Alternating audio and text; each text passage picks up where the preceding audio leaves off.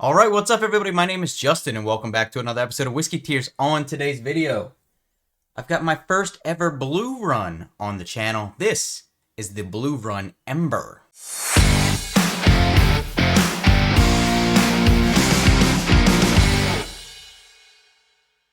So, Blue Run Ember, it's coming in at barrel proof. It is 128.8 proof Kentucky straight bourbon whiskey. This was released for the holidays in 2024. I actually got it from a family member for Christmas, so thank you very much. I've never had a blue run before, believe it or not. I've just never picked one up. I don't know why. Maybe because although the bottles all look nice, they're all so similar, and I don't know which one is which. So, but this is my first ever blue run. It's got the butterfly on there. It's almost like a candy looking type butterfly on there. But yeah, this is the Ember. So let's go ahead and check out a little bit of information on it. Alright, so Blue Run says that Ember is the perfect flavor profile to complement the cooler temperatures of winter. It's meant to be drank in the winter time, and they did like some kind of hot and cold contrast and selected 3 unique barrels and mixed them all together to get to their 128.8 proof. That brings out a lot of the barrel char, wood spice, and that kind of notes without all the heat. So we're going to see if it is truly a winter whiskey today, if it is something that I enjoy. My first ever blue run experience, so I'm excited to get into it today. Let's crack the top, get the nosing straight out of the bottle. Now, to be fair, I normally pop my bottles and let them sit for at least a little while before I get into them. This one is an absolute fresh crack, so here's hoping. Nosing out of the bottle.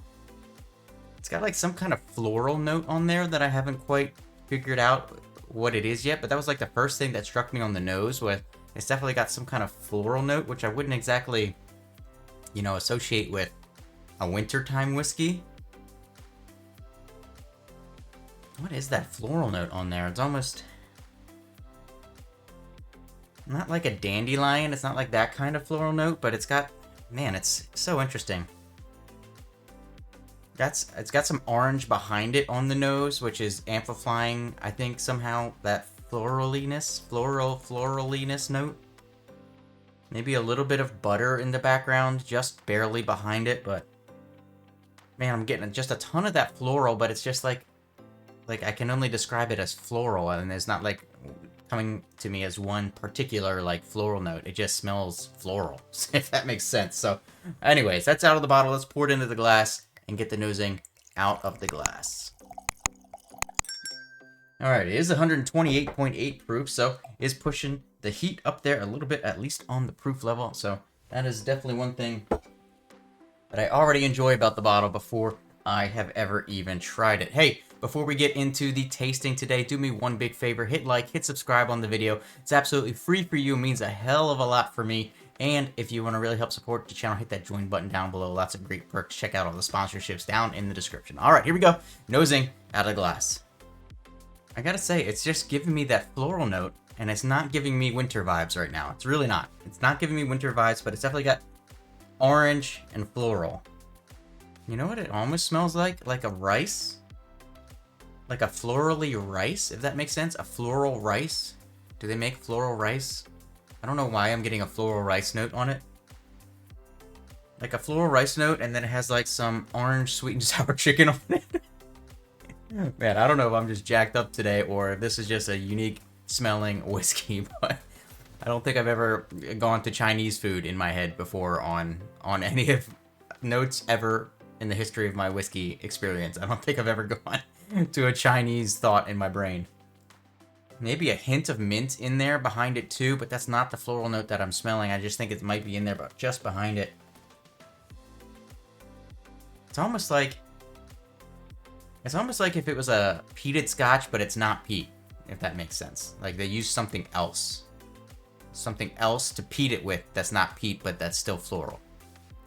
Man, I got no idea what this thing's gonna taste like. It's, the description that it has for it is not at all what I'm really getting out of this. I'm just getting super floral.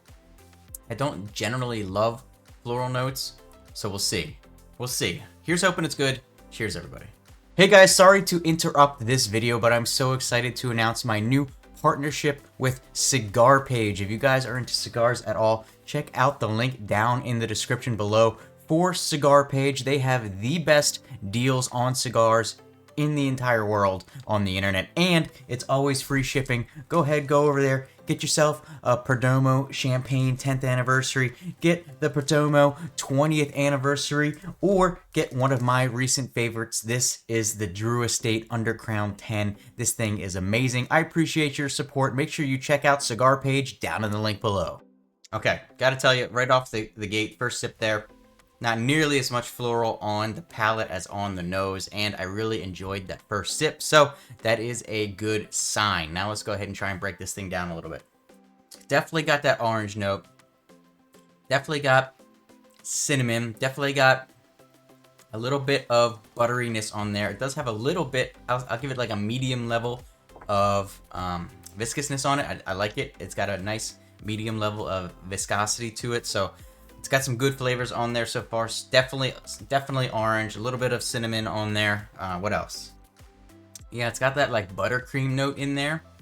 Maybe like a caramel buttercream, but like a light caramel, more on the buttercream side, but definitely caramel buttercream and some orangey, cinnamony. Man, it's super like good regular bourbon, because this isn't finished at all. This is not finished stuff. So when I smelled that floral note, I was like, maybe this is gonna be something, off bourbon note tasting, but the tasting and the nose are very different, other than the orange is definitely there for both.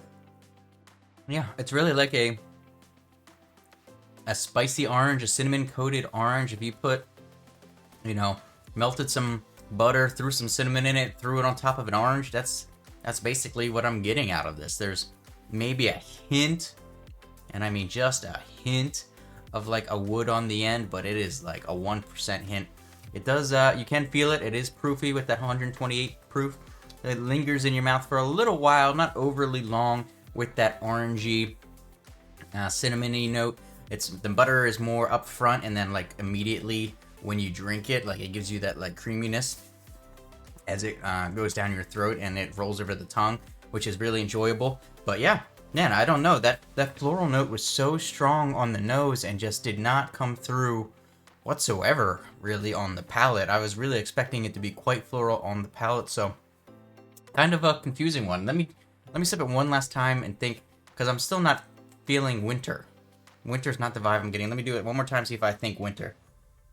I mean, I guess because of the cinnamon spices on there, you could say that it's got winter notes to it, but I wouldn't really say that overall, because it's got such a bright and vibrant orange to it, and that's generally not something that you associate with winter. So, hey, it's still good. I enjoy it. I'm glad I have a bottle of it now, is the question that everyone wants to know. Where on the tier system is it going to go? One last sip, and let's officially rate it.